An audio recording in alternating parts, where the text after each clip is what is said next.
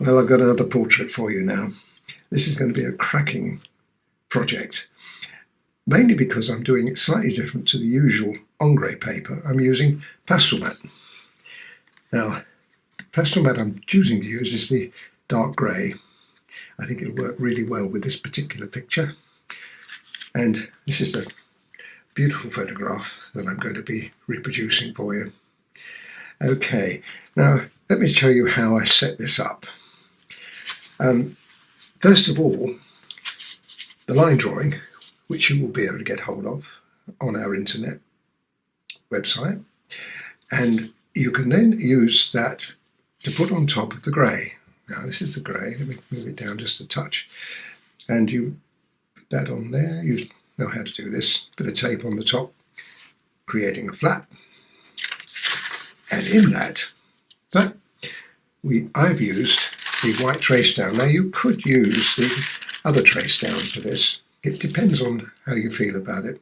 I think white trace down is good, and I'll show you why in a minute. But you could use the graphite if you wish. And that goes between the two, as you know, and you press through using, I would use an HB pencil or harder, because you need a really good transfer of the line and the image. Okay, well that's what it looks like when you finish. Well, it doesn't quite look like that, because you see it's got slight difference.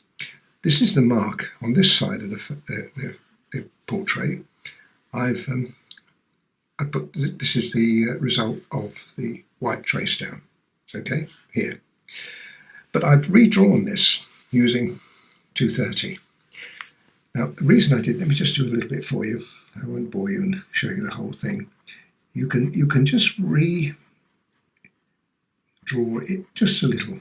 Don't press hard because you don't want to destroy the paper.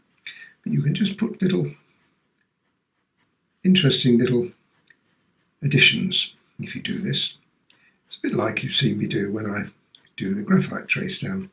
I always redraw that with the graphite pencil because it gives you you get an idea of the structure.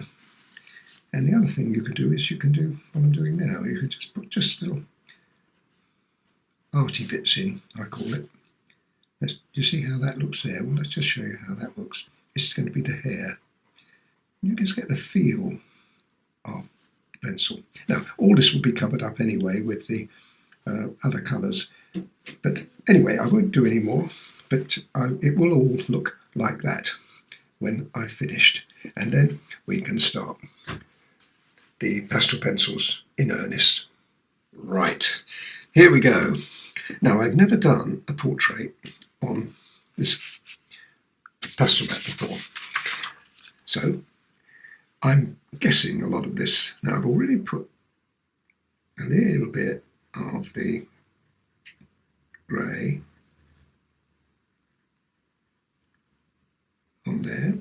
What I'm going to do is going around the eye, particularly, I think I'll use another colour.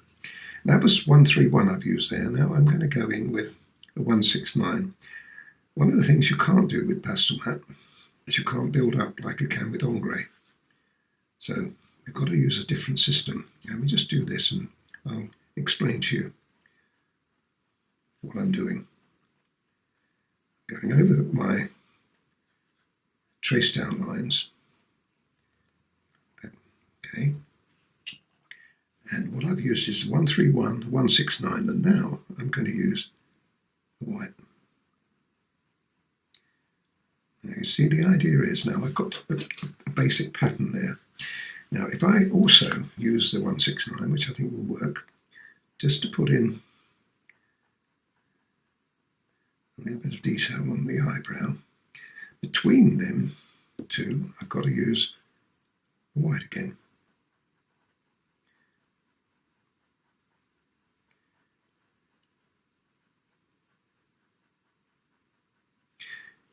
Now I'm being fairly careful. I'm not pressing too hard because although you won't necessarily crush the paper will only take so much. So now that's the lighter part of that. And there's another area above that. We might as well do that too. It's a whole new set of rules. I did say that. with the PastelMat. Now, between here and here, I'm now going to use 132. Because what we don't want to do is have to put very dark colours on top of white. Are you with me?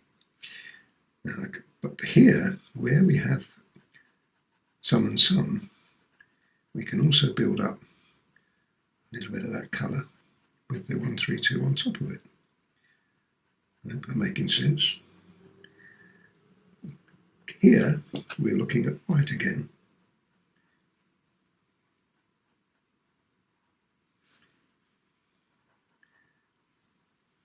Now, what I plan to do here is do a little, as long as I'm giving you all the information, and then I will continue doing exactly what I'm doing now, all around the face. Now, I shall miss the eyes out, I shall miss the lips out, and we'll do those separately.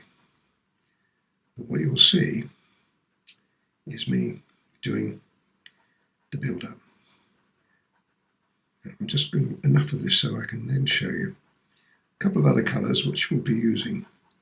Now that's a darker colour there, so immediately go in with the 132, just a little, because you're preempting then the fact you're going to make that little darker. That comes down to there, and then the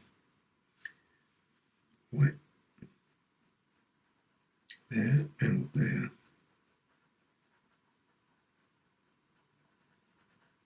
Now you can also see the paper through there, but you won't do when I finish with it, because once we put the other colours on, they'll all help to bring that colour alive. And just being very careful here, because again we're working with the two colours. Let me run across the nose here, and I can probably best explain this better.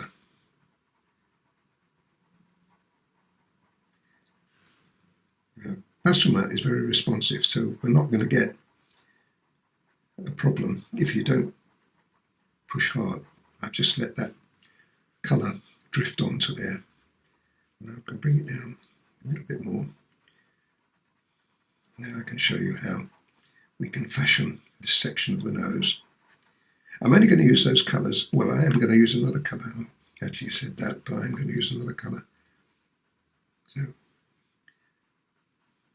because we need a creamy look to this skin as well.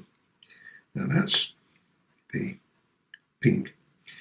Now the pink can be then applied very, very lightly. You see the difference between these two? Very lightly over the top of the white, like that. Now let's bring this other colour in before I forget to tell you. This is ivory, and that can be used on top. Now that gives it a really nice skin tone. We've been putting other colours in. For instance, I should be putting grey back in there again. But this goes on top of the white.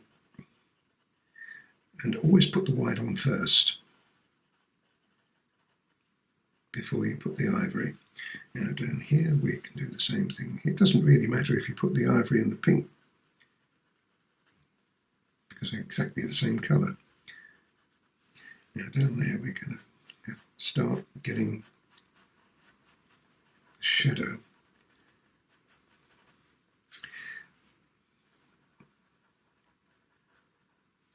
So we've got pink going on, and of course as it comes down here we get a blush to the face, or the skin. Okay, well I think I've done enough there now. And so you can bring white back in to lighten it up. But if you want to darken that, then we come back in with the 131, which I showed you earlier. So the 131 can be used on top. Gentle. Like that. And in here, to darken it a little more. See how it's working? So watch me as I go through the whole face, and then we can bring other colours in. I should be bringing the greys in and lots of other tones. So I'll work all the way through there. The only thing I will do is when I get to, let's just show you this too, when I get to the hairline there, let me just bring the picture back and I'll show you what I mean. See here, we have an area there that's going to be very dark. So right at that, on that edge,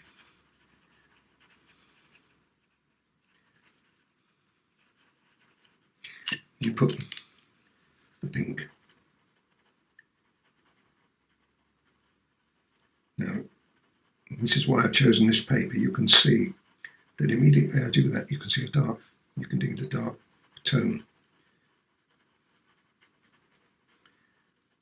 Okay, so you'll be seeing me do that all the way through here and down here too, and down there. Okay. Just recapping the pencils for you. I'll turn them the other way up so you can see them. That was 132. The white, which is 101. I used 131. That was for the darker part of the picture. Move it up a bit so you can see all of it. And the 169, now that was the one that I was darker, right? So 169 round the eyes into there. 169. And I then used the ivory, which is 103. Okay, so those are the only colours I've actually used on this so far, and I should be using them to develop this, and I'll show you little bits as I go along. You'll see how this is developed, but the whole face will actually come alive. All it will need, once I've finished that, is subtlety, depth, particularly in there and in the other side.